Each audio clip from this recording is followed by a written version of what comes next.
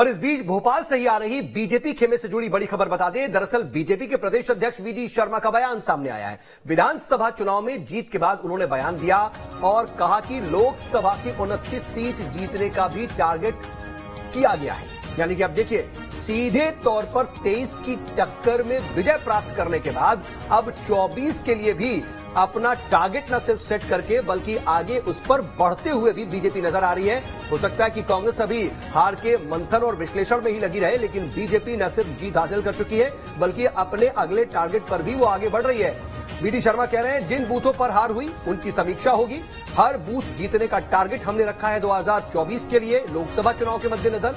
उन्होंने आगे कहा कि कम मतों से जीतने वाले बूथों पर 10% बढ़ोतरी का टारगेट हमने रखा है। तो अब किस तरीके से बहुत माइन्यूट और माइक्रो लेवल पर मैनेजमेंट करती है और प्रोफेशनल अप्रोच अपना करके काम करती है बीजेपी, इस बयान से समझा जा सकता है।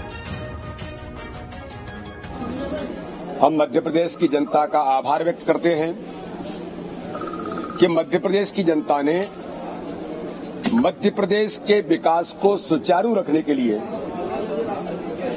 प्रधानमंत्री नरेंद्र मोदी जी के नेतृत्व में गरीब कल्याण की योजनाएं, जो हर गरीब का जीवन बदलने का अभियान भारतीय जनता पार्टी ने लिया है और मध्य प्रदेश की भारतीय जनता पार्टी की सरकारों ने जो विकास और गरीब कल्याण का काम किया है, उस विकास और गरीब कल्याण की गति को सुचारू बनाए रखने के लिए विकसित मध्य प्रदेश को स्वर्णिम मध्य प्रदेश बनाने का संकल्प जो भारतीय जनता पार्टी का है, उस संकल्प को जनता ने आशीर्वाद दिया है।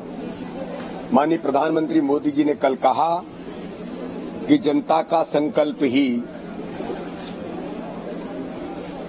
उस लक्ष्य को प्राप्त करने में भारतीय जनता पार्टी अपनी भूमिका निभाने का काम देश के अंदर कर रही है, प्रदेश के अंदर हम कर रहे हैं। तो इसलिए जनता का बहुत हृदय से अभिनंदन। हम जनता की आकांक्षाएं, अपेक्षाओं पर भारतीय जनता पार्टी की जो हमारी सरकार है वो लगातार खरी उतरी हैं और हम सब मिलकर के मध्य प्रदेश के अंदर जनता ने जो आशीर्वाद दिया है, तो जनता की उन आकांक्षाओं, अपेक्षाओं पर भी खरे उतरने का प्रयास भारतीय जनता पार्टी की सरकारें करती आई हैं और करती रहेंगी। और बढ़ते आगे और इंदौर 4